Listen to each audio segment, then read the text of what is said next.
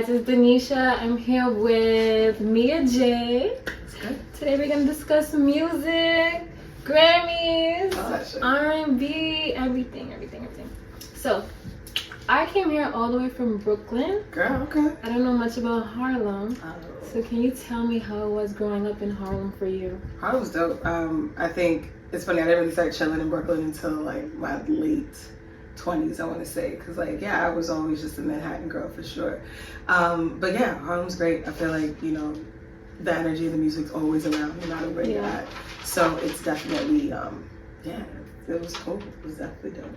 So would you say Harlem has a big influence on you becoming a musician? It definitely, I feel like it has an influence on my music and like how I write.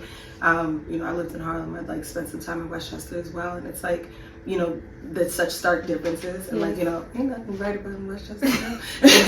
But I think it definitely influences how I write and how I deliver my music. How I feel like it definitely comes through in my songs for sure. So what is your process like when you are creating music? Like, do you always write everything down, or do everything sometimes come off the top of your head? I definitely write things down. When we're in the studio for sure, there's like a lot of like back and forth, like brainstorming and writing just off the top. But I've got to write it out and like sit with a lot of my lyrics, especially because all of the things that I write about are really personal. A lot of it are things that have already happened to me, or things that I want to happen, or wishes and things like that. I want to make sure I'm really impeccable with my word. You know what I mean? So I want to make sure that the lyrics hit, and that they like make sense. When you say like wishes in your songs, do you believe in manifestation through your music? Absolutely. I think a lot of things that I'm experiencing now are things that I talked about, like places that I wanted to go, people I wanted to work with.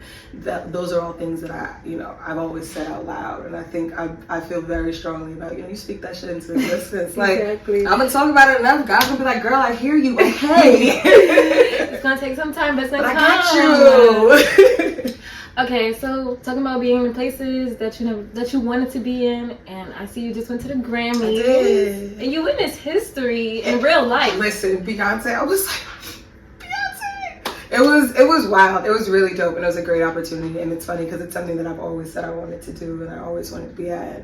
I always say that for me, winning a Grammy, I know everyone's got their opinions on the Grammys or whatever, but winning a Grammy for me is like it's like a pinnacle of like everything that I do. So just to be in the room where it happens, it's like it makes it so much closer, and makes it so much more tangible. And you're like, nah, I'm almost there. Like I'm almost there. Like Beyonce and I, same air. If someone sneezed, we all are getting sick. So it's definitely like it puts into perspective, because it's like there are things that you've wanted your whole life, right? And things that you try so hard to bring to fruition, and when you get like closer to your dreams, you like can get so caught up in the day-to-day of everything happening that you forget like you're living the life that you like you wish for. Absolutely. That's crazy. Like I wish I was you, because I'm Beehive. But as far as being an R&B artist, especially in a world where hip-hop is dominant, and people kind of say like R&B is dead. Like, how do you feel about that? That's so corny. I hate that. Yes, I think there should be a little more like singing in the rain, maybe. But I'll sing in the rain. It's fine. But no, I think that's ridiculous. To say R&B's dead, because I think it might just be going through a different, a change and a different perspective. And because the way that we consume music is different, the way that artists are discovered is different. No one's going to like Babyface on the street and singing at the end. Like, if that was the case, I would be in a different place right now. But I think it's adapting to the changing like music environment, music consumption environment. But yeah, and I think it's important to understand that like hip hop and R&B and rock, they all kind of come from this. They all kind of have like so many similarities and come from the same kind of general ideas, that as opposed to I try not to think of things in like opposition in that way. I think of it all just kind of like harmoniously working together, because I'd love to experiment with different genres and things like that, and you can't do that if you don't know and appreciate all of them, see what they bring. So, like you said, you wanted to branch out. You do want to branch out into other. I see your Plaque is with hip hop artist Curren. Yeah, absolutely. How did that happen? Accidentally. So I met Static Selector in 2007. 17. Sax selected in Terminology. Terminology produced my whole first album, Couples Therapy. But yeah, we met randomly at a karaoke party. Wow. And did you sing? I did, and that's how this happened. And it was a lot of just coming around. It was like, oh, you really can sing. I was like, oh no, I does this. Don't get it twisted. We might be at a party, but don't get it twisted. But yeah, and then Turn put me on one of my first songs, and then this was my first big placement, and it was Currency and Sax selected and songs Gran Turismo, and Turn was on that song too. And yeah, I got it because I was just in the studio, and Static was like, yo, Mia, you can sing that? And I was like, yeah, of course, I'm here. And then it got me my first plaque, so that's really dope. Wow, congrats to you. Thank you. You know what's crazy about karaoke? I feel like if I go to a karaoke party and somebody gets on the mic and they really can sing, that's ridiculous. I'm gonna be like, you're not supposed to do that. I always do rap songs in karaoke because that's not playing fair. Exactly. I'm making up there to sing some Whitney and be like, next. Like, no, I'm gonna do like Biggie or something. Drop like right. Unnecessary. Now no one wants to sing. You took all the fun out. No one wants to party no more. That's a fact. Couples Therapy. Yeah. I listened to it. Actually, I like it. Thank you. You know, like, you remind me of like Ari Lennox, Kelly Rowland too. Like, you know, you give me that vibe. Yeah. Right. I'll take that. Do you believe in therapy?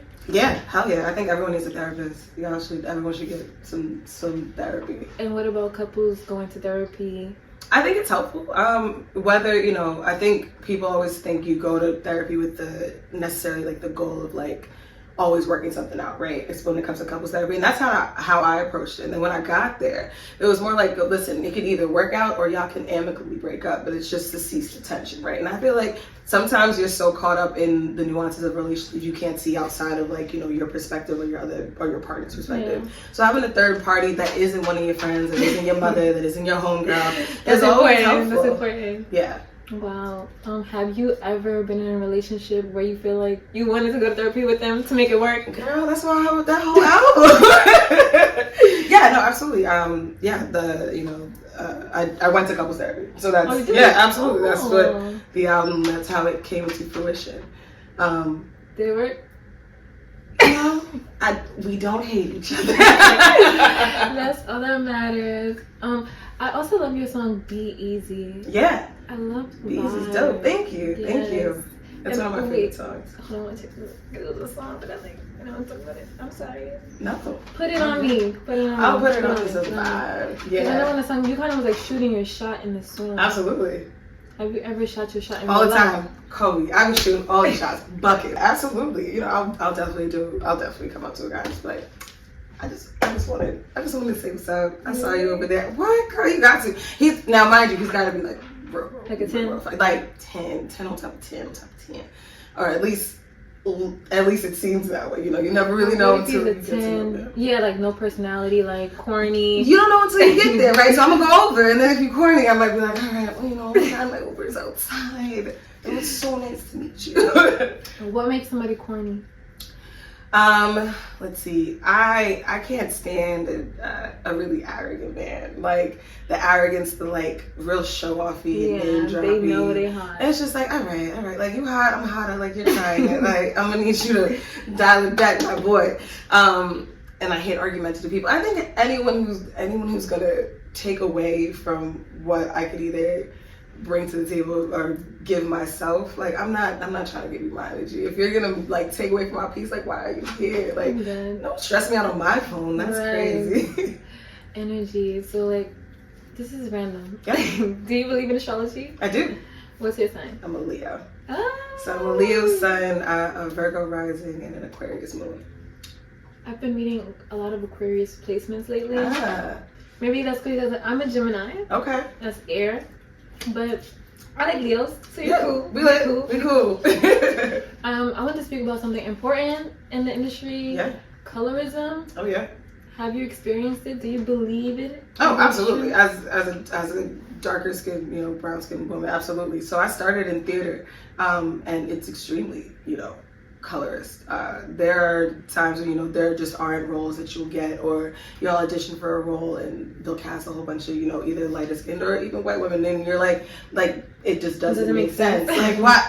Have you ever been to the neighborhood that this show was about? But it's unfortunately and evil that comes in this industry, and I'm, you know, it definitely is going to be something that unfortunately still affects my career. Yeah. In a mainstream sense, and yeah, it sucks to happen, but unfortunately, if we're not changing the views on or how we're represented, and you know, because everyone will attach stereotypes, I feel like that's where colorism is rooted in, like the stereotypes, right? Exactly. So if there's not an active, you know, initiative to change those stereotypes, then we're just going to continue to have the same problems. So do you think progress will be made as far as R&B, well, the whole music industry? I definitely think it definitely has the, you know, the possibility to happen. Like the more positive viewpoints and more positive views you have, the more reinforcement of those positivity, you know, the more reinforcement you have of those positive views, you know, and that will, I feel like, help at the end of the day. Okay, so you have a song coming out in March. I do. Why this song? So I'm working on a new project that is coming out pretty soon. And I guess it, you know, in couples therapy, you know, I was going through the motions and all that. And so I guess this is kind of like what happens after couples therapy, right? And Till You, I feel like it's different than what people are used to hearing from me. It's definitely still R&B, but it's got a little bit of a different vibe. And I think I really wanted people to also be able to see me in this light and, you know, see the depth and the range of my voice, because it's something that, you know, I'm not just a one-trick pony, so I want to make sure people know that. Yeah, I listened to it and it kind of gave me like, you want to move on, but you want to move on, you don't want to move on, you're still in love, Absolutely. But you have to move on. Exactly. Dang, there's really no solution to a broken heart. It really, like, and you know, everyone says time heals it all and all that, but you be like, damn. Yeah, no, if I figure out how to fix it, I'll let you know. Aww.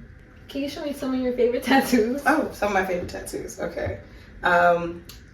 This one right here says, "May you never stop learning, I love you, Dad." And it was like the inscription on a book that my dad gave me when I was a kid. So I did that one.